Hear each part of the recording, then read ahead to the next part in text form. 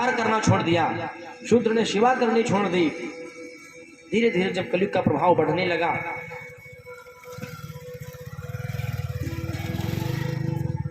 इस प्रकार के सब जीव होने लगे। अंत में शुद्ध जी ने कहा कि हे ईश्वर, आपने प्रश्न तो बड़ा दिव्य किया है, परंतु सांसारिक जीवों की बुद्धि कभी कभी कुबुद्धि हो जाएगी, जिसके प्रभाव से उनको ज्ञान होना संभव नहीं हो पाएगा। अच्छा महाराज, कहा बोले महाराज, जब जीव इस धरातल पर आएगा तो बड़ा ज्ञानवान होगा, लेकिन धीरे धीरे धीरे धीरे धीरे धीरे वो संसार के माया प्रपंचों में फंसता जाएगा। कहा महाराज, जो पुत्र होंगे कलयुग में वो कैसे होंगे? तो कहा महाराज, जो पुत्र होंगे वो केवल और केवल अपने पर ही ध्यान देंगे, अपने माता पिता को त्याग कर देंगे, वो उनकी बात को नहीं मानेंगे। गोस्वामी तुलसीदास ने लिखा है, बड़ा सुंदर भाव लिखा है, बहुधाम सवारहि धाम जति, विषया हरि लीनी न रही बिरते। बहुधाम सवारहि धाम जति, विषया हरि लीनी न रही बिरते। तब श्री धनवंत भरित नहीं, कलिकौतुक जात न तात कही। कुलभूति निकारहि नारी सती, कुलभूति निकारहि नारी सती। गृह आनि चेरिनि बेरी गति, करिया नहीं आनि बेरी गति। शुद्ध मानहि मात पिता तब लो, शुद्ध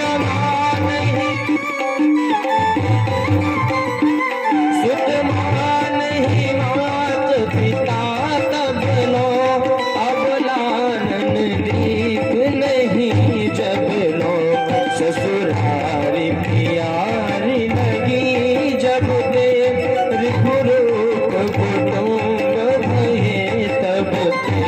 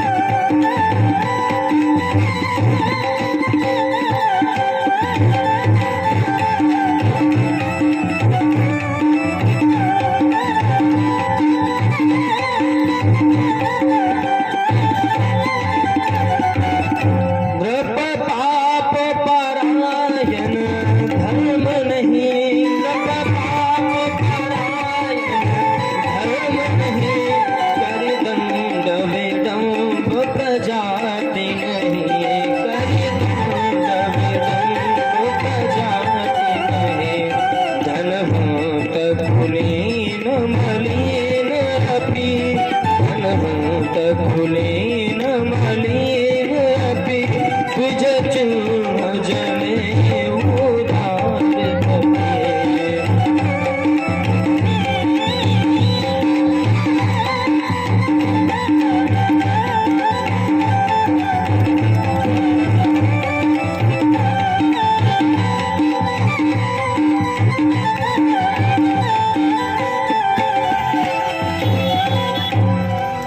महाराज इस प्रकार के जीव हो जाएंगे। बहुधाम सवार ही धाम जति, विषया हरि लीन रहे विरते।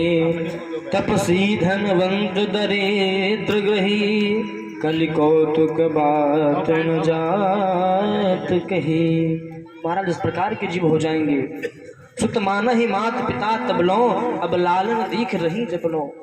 महाराज जब तक उनकी शादी नहीं हो जाएगी उससे पहले ही अपने माता पिता को मानेंगे, उसके बाद फिर मानना ही बंद कर देंगे महाराज, उनकी सेवाएं करने बंद कर देंगे। इस प्रकार के जीवों का वर्णन किया। सूत जी महाराज बड़े दुखी हो गए। कहा कि हे ऋषियों, जो इस कलिकाल में पुत्र अपनी माता और पिता की सेवा कर लेगा वो हर कार्य को प्राप्त कर सकता है। उसके लिए भगवान का द्वार स्वयं भगवान खोल देते हैं कि आओ तो स्वागतम स्वागतम भो महाभागः। क्योंकि लिखा है माता और पिता मातरः पितरः तस्मात् सर्वदेवमयो जगत्। जीव को कहीं जाने की आवश्यकता नहीं है, कुछ करने की आवश्यकता नहीं है। उसने अगर अपने माता और पिता की सेवा कर ली तो भगवान कहते कि हमारी पूजा आप करो न करो, मैं स्वयं शिव और पार्वती के रूप में आपके माता पिता के रूप में घर में विद्यमान रहता हूं। नवरात्रि का समय आता है, बहुत सी माताएं हैं जो मंदिर में जाकर के इतनी चुनरी माता को पहना देती हैं कि माता जी को सांस लेना मुश्किल पड़ जाता है। लेकिन जो घर में माता जी रहती हैं उनको एक फटी साड़ी देना मुश्किल है। ये कलयुग की सत्यता महाराज है। ये गोस्वामी जी स्वयं लिख रहे हैं, सुत मान ही मात पिता तब लो, अब लानन दीख नहीं जब लो। वो तभी तक मानेंगे जब तक उनकी पत्नी नहीं आ जाएगी। पत्नी के आते ही उनके इशारे पर नाचना प्रारंभ कर देंगे सब। हम तो कहते हैं परम सौभाग्यशाली हैं वो जीव जिन्होंने अपने माता पिता की सेवा की है, उनका आशीर्वाद प्राप्त किया है। क्योंकि माता पिता का आशीर्वाद जिसको प्राप्त होता है ना, वो संसार में कहीं भी चला जाए, कहीं भी उसके लिए कोई रुकावट नहीं। कहीं के लिखा होता है ना कि रुकावट के लिए खेद है। भगवान कहते कि हमारे जब जो लोग को जब आता हुआ जीव है ना, तो इस नाम का हम बोर्ड हटवा देते रास्ते से हैं कि रास्ते में आने के लिए खेद है। ये लिखा नहीं मिलता, वहां पे है, सीधा प्रशस्त मार्ग प्राप्त हो जाता उस जीव को है। ये सब सुनकर के सूत जी महाराज बड़े व्यथित हो गए कि हो महाराज इस प्रकार के जीव हो जाएंगे। सुखदेव जी महाराज बड़े गंभीर स्थिति में बैठे हुए हैं। धर्म क्षेत्रे महाक्षेत्रे गंगा कालिंदी संगमे प्रयागे परमे पुण्ये ब्रह्मलोकस्य वर्त्मनि। ये धर्म क्षेत्र और पुण्य क्षेत्र, इसको प्रयागराज कहते हैं, जो धर्म का भी क्षेत्र है और पुण्य का भी क्षेत्र है। वहां पर सूत जी के पुत्र उग्रश्रवा जी आज कथा का वाचन कर रहे हैं। रोमहर्षण का मतलब क्या है? रोमहर्षण का मतलब है कि जिसकी कथा को सुनकर के एक एक रोम आपका रोमांचित हो जाए, आपका मन प्रसन्न हो जाए, वो रोमहर्षण जी महाराज श्री सूत जी महाराज हैं और उन्हीं के पुत्र हैं उग्रश्रवा। जब वो कथा कहते हैं तो श्रोता एकदम कान खड़े करके उनकी बात को सुनते हैं। उग्रश्रवा का मतलब होता है उसके कान खड़े हों एकदम। जब उनकी कथा को कोई सुनता है तो कथा सुनते समय एकदम कान उसके उग्रश्रवा के समान हो जाते हैं। भगवान सूर्य के रथ में 4 घोड़े लगे हुए होते हैं, मेघ, पुष्प, हलाहक और उग्रश्रवा। तो वो तो घोड़े महाराज हैं, इतनी स्पीड में दौड़ते हैं कि दिन में पता ही नहीं चलता कब सुबह हो गई और कब शाम हो गई। उसी प्रकार सूत जी के पुत्र हैं उग्रश्रवा। आज वो कथा का वाचन कर रहे हैं। समस्त ऋषियों ने प्रार्थना की कि हे प्रभु, हे करुणा निधान, बड़ी आपकी कृपा से आज हम सब लोग आपके समक्ष बैठे हैं। आपसे एक प्रश्न की जिज्ञासा हमको हो रही है। उग्रश्रवा बड़े प्रसन्न हुए। कहिए महाराज, क्या प्रश्न आपका है? तो उग्रश्रवा कहते हैं कि स्वर्गाद ऋषि कहते हैं कि हे प्रभु, आप ज्ञान के भंडार हैं, ज्ञान की खान हैं, कृपा करके आप ये बताइए कि शिव पुराण की महिमा क्या है, उसके पठन की महिमा क्या है, उसके पाठन की महिमा क्या है। सबकी अलग अलग महिमा महाराज बताएं कृपा करके, क्योंकि महात्मा तो कल हमने सुन लिया है लेकिन उसका प्रभाव नहीं जान पाए अभी तक हम। तो उग्रश्रवा ने बड़ी दिव्य रूपेण समस्त शौनकादि ऋषियों को ज्ञान प्रदान किया। कहा कि हे ऋषिवर, यह कथा जगत पावनी है, परम पावनी है। जो जीव इस कथा को सुन लेता है उसके सुनने मात्र से उसका कल्याण हो जाता है। अच्छा महाराज, इसमें अलग अलग वृत्तांत बताया। कहा कि जो जीव इस कथा का प्रसास्वादन करता है उसका कल्याण तो हो ही जाता है, साथ में उसके साथ साथ जन्म तक जितने भी पाप कर्म होते हैं वो सभी विनष्ट हो जाते हैं। लिखा है एतत् शिव पुराणम ही श्लोकम श्लोकार्धमेव च यह पठेत् सत्य संयुक्तः स पापान् मुच्यते क्षणात्। जो जीव इस कथा का एतत् शिव पुराणस्य कथा परम पावनी, महाराज कथा परम पावनी है ये। श्लोकम श्लोकार्धमेव च, तो कहता है महाराज हमारे पास बहुत समय नहीं है, मैं 2-4 घंटे नहीं पढ़ पाऊंगा।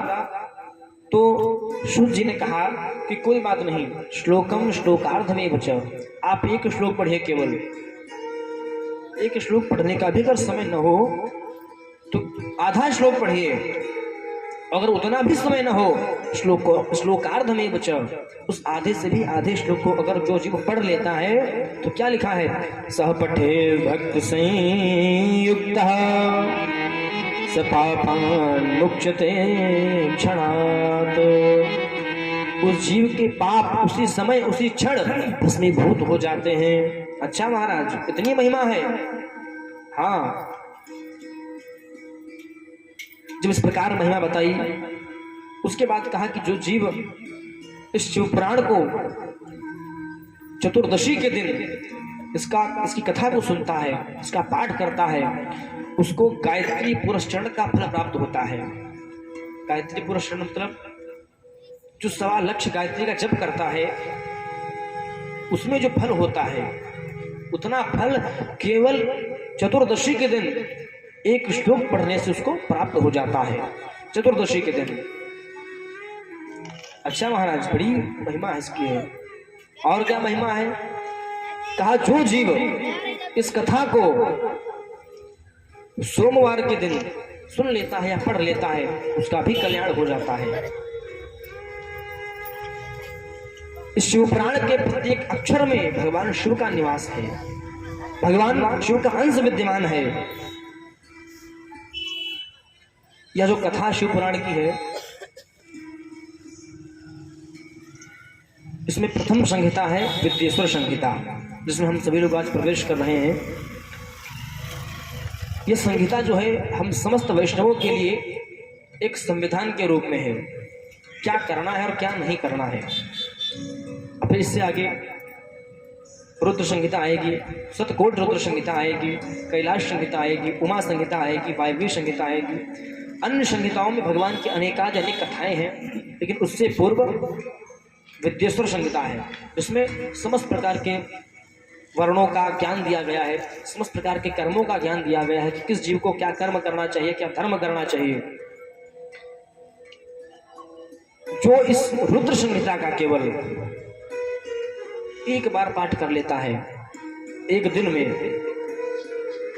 तो लिखा है स कैलाशेत भवेत् पुण्यम कथा परम पावनी। भगवान शिव कहते हैं कि उसको मैं अपना कैलाश स्थान प्रदान कर देता हूँ, कैलाश पर्वत उसको मैं बुला लेता हूँ अपने सानिध्य में, केवल रुद्र संहिता का पाठ करने से। अच्छा महाराज, उसके बाद लिखते हैं कैलाश संहिता। बोले महाराज कैलाश संहिता की क्या महिमा है? तो सूत जी ने कहा कि यह जो कैलाश संहिता है इसका महात्मा मैं नहीं जान सकता। क्यों महाराज? लिखा है कैलाश संहितायस्तु महात्म्यं वेद शंकर। महाराज इस संहिता की महिमा केवल और केवल भगवान शंकर ही जानते हैं कि कितना महात्म्य इस कथा को सुनने से। कैलाश संहिता का भगवान के अनेकाद अनेक चरित्र इसमें हैं, माता पार्वती के अनेकादन चरित्र हैं, उनके परिवार के चरित्र हैं। अगर हमारे कोई परिवार की महिमा गाए, कोई गुणगान करे, तो उनको सुनकर के बड़ी प्रसन्नता होती, वाह महाराज, हमारे भी परिवार का नाम कहीं आ रहा है रास्ते में। इसलिए अनेकानेक प्रकार से बताया कि किस प्रकार से पाठ करने से इसका क्या लाभ होता है। मुख्य पाठ चतुर्दशी के दिन, जो जीव चतुर्दशी के दिन पाठ करता है उसको शिव पद की प्राप्ति हो जाती है। उसके बाद में शौनकादि ऋषियों ने प्रश्न किया, कहा कि हे ऋषिवर, हे सूत जी महाराज, कृपा करके हमको ये बताइए कि भगवान का अवतार किस प्रकार हुआ इस धरातल पर, भगवान लिंग रूप में कैसे अवतरित हुए, शिवलिंग का प्राकट्य कैसे हुआ इस धरातल पर। तो सूत जी ने कहा कि हे ऋषियों, आप लोग ध्यान पूर्वक सुनिए। मुनीनाम षड्कुलीनानाम ब्रुवतामितनेतरम् इदं परमिदं नेति विवादसु महान भूत। कहे शौनकादि ऋषियों, एक बार की बात है, 6 कुल के ऋषि होते हैं ना, सभी कुल अपने अपने, महाराज हम इस कुल के हैं, हम इस कुल के हैं। उसी प्रकार के 6 कुल के ऋषियों में एक बार आपस में बहस हो गई। सभी ऋषि कहते हैं कि हमारे कुल के देवता जो हैं वो श्रेष्ठ हैं, कोई कहता है कि हमारे कुल के देवता वो श्रेष्ठ हैं, कोई कहता है हमारे कुल के देवता वो श्रेष्ठ हैं। देखिए, ये जो ऋषि लड़ रहे हैं ना, आपस में बहस कर रहे हैं, ये मत विचार करिएगा कि ऋषि लोग लड़ते थे तो क्या हम नहीं लड़ सकते हैं क्या। देखिए, उन्होंने जो कृत्य किया है वो जगत कल्याण के लिए कृत्य किया है। उनके कार्य करने से जगत का कल्याण होता है, लेकिन आपके कार्य करने से जगत का कल्याण नहीं होगा, आपका ही झंझट में पड़ जाएगा सिस्टम। अच्छा महाराज, मुनीनाम षट्कुलीनानाम, जब 6 कुलों में विवाद हुआ तो उसी समय ऐसा हुआ, श्री सूत जी महाराज वहां पधारे और कहा कि हे ऋषियों, आप लोग आपस में क्यों लड़ रहे हैं, क्या कारण है, किस कारण आप लड़ रहे हैं।